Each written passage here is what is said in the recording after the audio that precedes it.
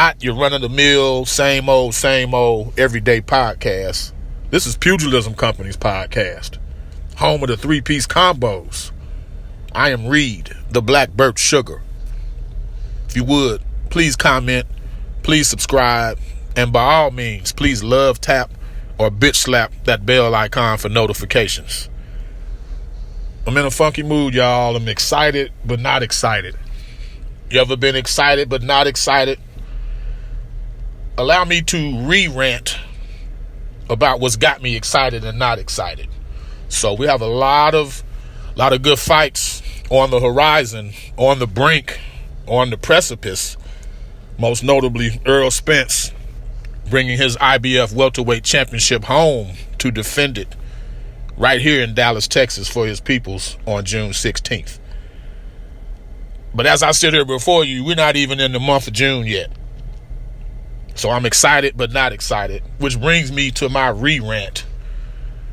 It's about the gaps in the big fight boxing schedule. We're in the midst of one right now. No major fights last weekend, no major fights this coming weekend. Things pick up significantly the weekend of June 9th, however. We got Terrence Bud Crawford versus Jeff Horn for the WBO welterweight championship, which will be on the ESPN app. Can't wait for that fight, man.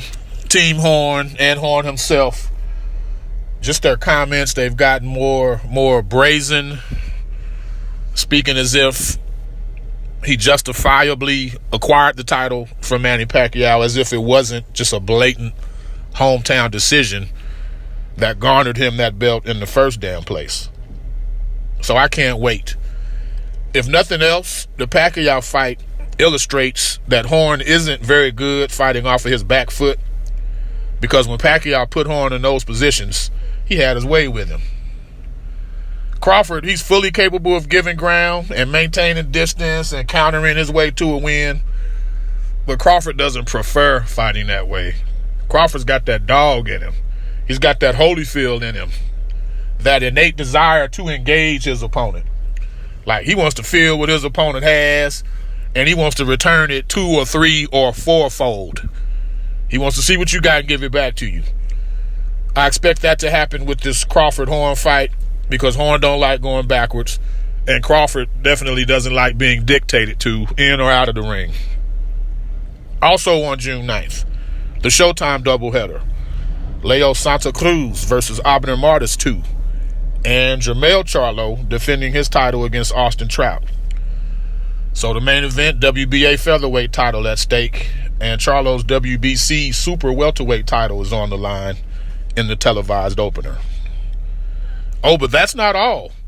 Also on February 9th, Tyson Fury returns to the ring.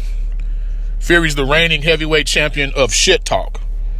It really, if you can decipher through the accent, you will recognize this man has a mean shit talk game, and like epic, like Hall of Fame, all-time great shit talker. Just listen to some of his videos. It's hilarious. Whether you like him or not, whether you think he's a quality fighter or not, my man gives nothing but excellent interviews.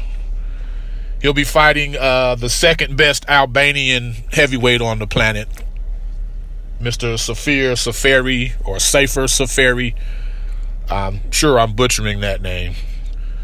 But yeah, reigning heavyweight champion of shit talk, and the actual lineal heavyweight champion by virtue of being the man who beat the man who beat the man who beat the man who was sitting next to the man who beat the man.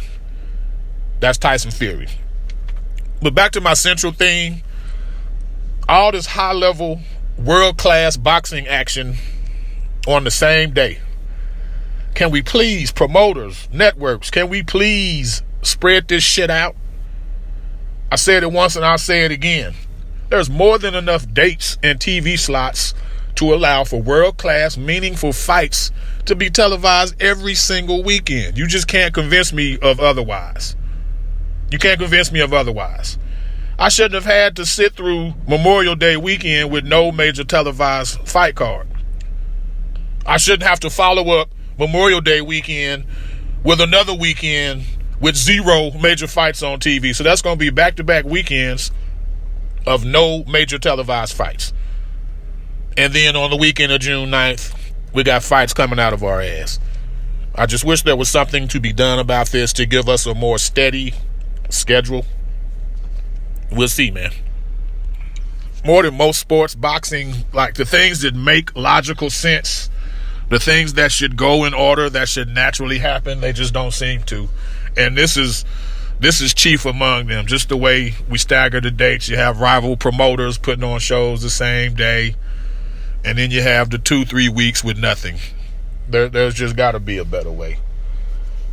Switching gears, man. Eddie Hearn is giving Team Wilder until the end of this week to decide if he wants to fight Anthony Joshua and if he's willing to accept the first fight of the 2-fight offer in the UK. I'm not really with ultimatums. I know for a fact that dudes who fight for a living don't like being pushed around verbally or otherwise. But I don't see any way where this first fight won't be happening in the UK. It has to. Joshua is the A-side. He has a more demonstrated drawing ability on his home soil than Deontay has here in America. So it should happen in the UK. And quite frankly, I doubt if Wilder truly cares where it happens. He just wants to fight. Wilder's not tripping on the location, man. He would fight him in the parking lot, in the backyard, in front of the Queen of England, in front of the governor of Alabama, Vegas, Barclays, MSG. It wouldn't matter. He'd fight him anywhere. But Hearn is saying, so come September, he's going to fight one of two people. It's going to be Alexander Povetkin, his WBA mandatory, or it's going to be Deontay Wilder. I sit here before you fully expecting Povetkin to be the opponent. We won't see the Wilder fight till either the very end of 2018 or very early, hopefully 2019. That's just how it's going to go. I'll be brief today, man. Just wanted to re-rant about what irks me, some of the things that irk me in boxing. And since we're in the midst of it, we're in the thick of it, we're in the heat of it, why not speak on it now, you know? Anyway, shout out to Errol Spence and Jermell Charlo. Got some time with them at the media day yesterday at Errol's gym. Both dudes look ready. Charlo, he's a riot, man. There's never a dull moment. I told him afterwards, I said, brother, you and your brother, Jamal, are never boring. You're very entertaining to watch fight, to watch hit a heavy bag, to watch do mitts, and to listen to during an interview or a media gangbang. It was good stuff with them yesterday. Home of the 3-piece combos, Pugilism Company. This is Reed, the Black Birch Sugar. Till next time, peace and God.